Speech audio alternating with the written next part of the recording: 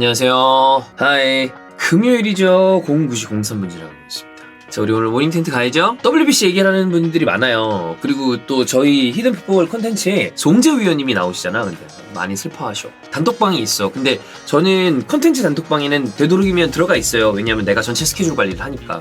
근데 송재우 위원님이 너무 슬퍼하셔. 그랬어. 텐트 갑시다. 스포르팅 대 아스날 2대2 무승부였죠?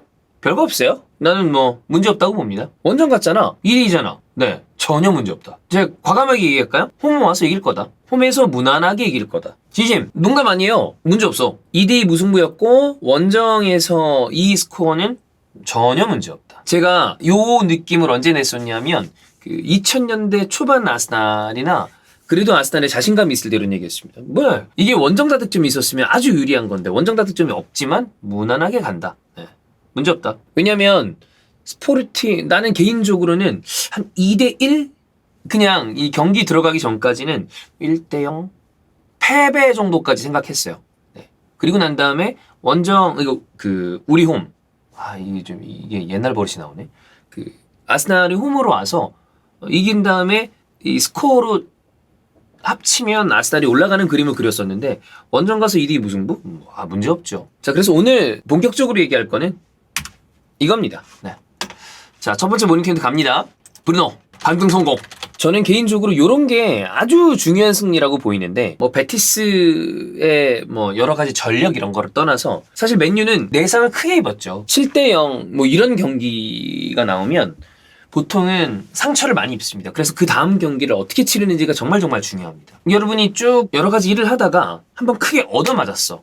뭔가에 뭐 업무를 보시다가 아니면 회사에 다니다가 아니면 학교를 다니다가 그런 다음에 그 다음 업무가 정말 중요해요. 그 다음에 잘 반등할 수 있는 계기를 만들어야 이제 앞으로 쭉 그걸 나갈 거 아니야. 크게 한번 되었다고 나 그거 안 해야지 이제 못해 라고 하는 경우는 사실 일상생활에서는 잘 없죠. 그럴 수도 없고 네. 그런 분들은 보통 아무것도 못하는 경우들이 많아요. 근데 뭐 하물며 영원히 축구는 계속 될 것이고 이들이 살아있는 동안 우리가 살아있는 동안 그 다음에 테나는 이제 팀을 리빌드하고 있는 중간에 있는데 아주 중요한 더비전에서 크게 패배를 했다지만 그러면 이제 많은 사람들은 그거를 기대하죠.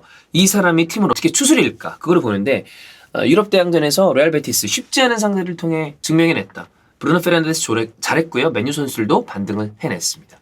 자, 그러면 리버풀 경기랑 어떤 게 변했는지를 좀 봐야 되는데 리버풀 경기 때는 래시포드가 중앙에 있었고 왼쪽에 브루노 그 다음에 가운데 약간 처진 자리에서 베오르스트가 있었습니다. 근데 래시포드가 이 리버풀의 옵사이드 트랩에 아주 자주 걸렸죠. 그러다 보니까 고립됐습니다. 그리고 브루노는 왼쪽을 조금은 생소하게 여길 법한데 거기 기용을 했었어요. 그러다 보니까 당연히 좀 어색했죠. 어색한 브루노.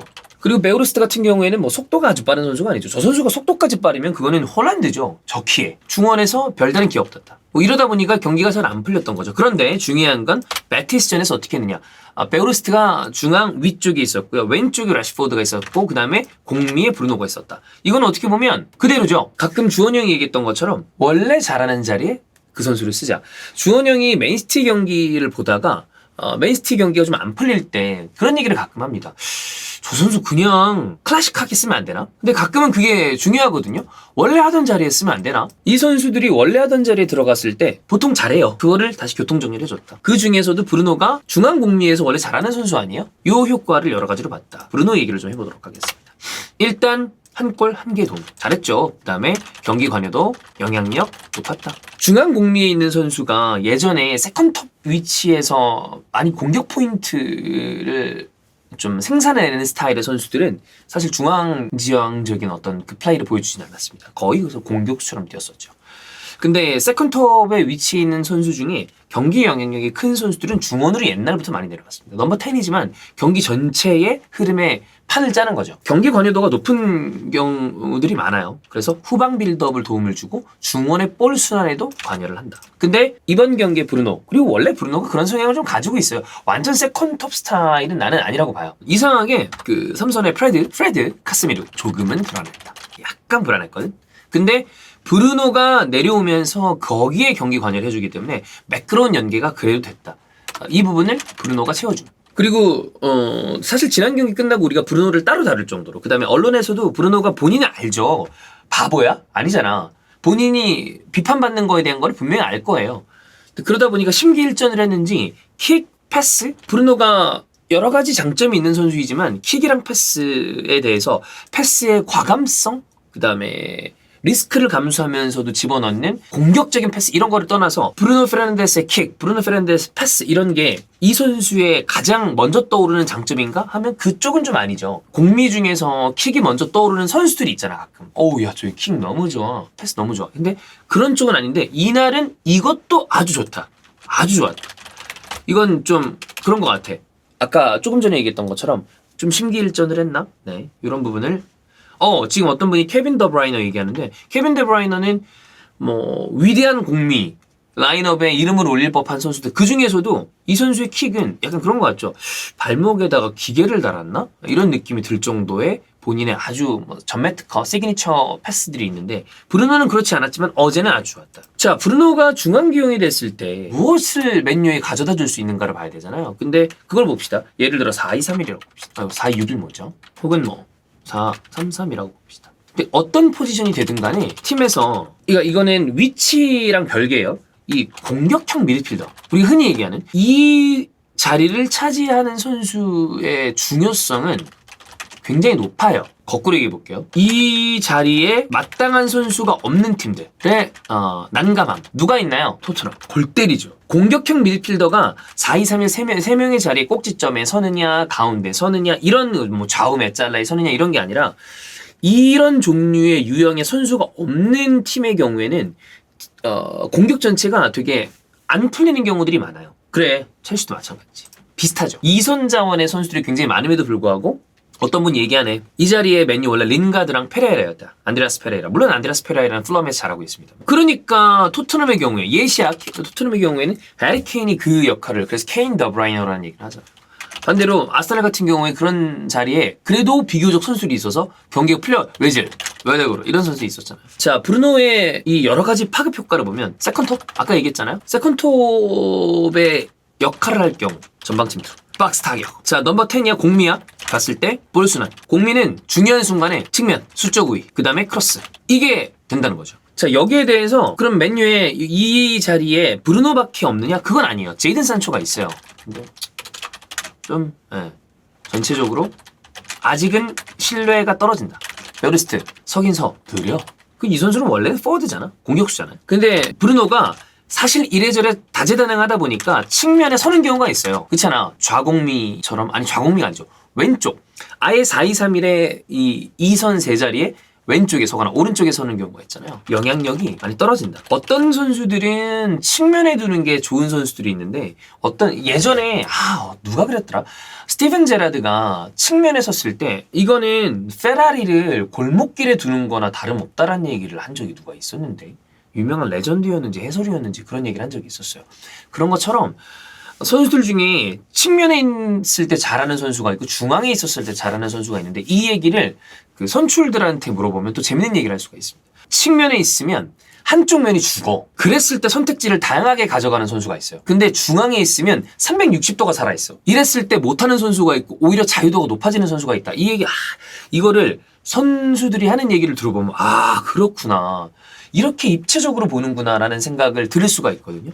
어쨌거나 브루노 같은 경우는 중앙에 있을 때 이 선수의 다재다능함이 많이 늘어납니다. 측면에 있는 경우에는 터치라인 따라 들어가야 돼. 또 일반적으로 그렇죠? 그러면 뭐가 있어야 되냐면 볼 운반을 했을 때 공간적으로 제약이 와.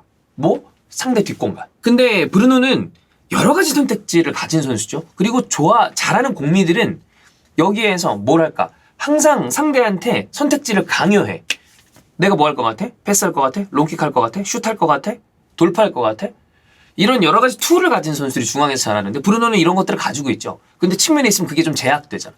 측면에서는 속도를 통해서 상대 뒷공간을 파야 되는데 브루노가 그게 장점인 선수는 아니에요. 그래서 중앙에 있을 때 이 선수의 강력함이 가장 많이 드러난다. 이래저래 사실 최근에 맨유의 삼선이 좀 흔들려요. 왜 그런지 모르겠는데 갑자기 카세미로도 좀 흔들리네. 그런 경우에는 브루노가 또 중앙에서 여러 가지 영향력을 채워줘야 될 필요가 있습니다. 그리고 브루노의 또 장점, 체력. 이거는 타고난 거라고 봐요. 지난번에 노스웨스트 더비 때 그게 메인 이슈는 아닙니다만 얘기는 많이 나왔더니 너무 많이 지금 경기를 하고 있다. 근데 그거 맞긴 맞아.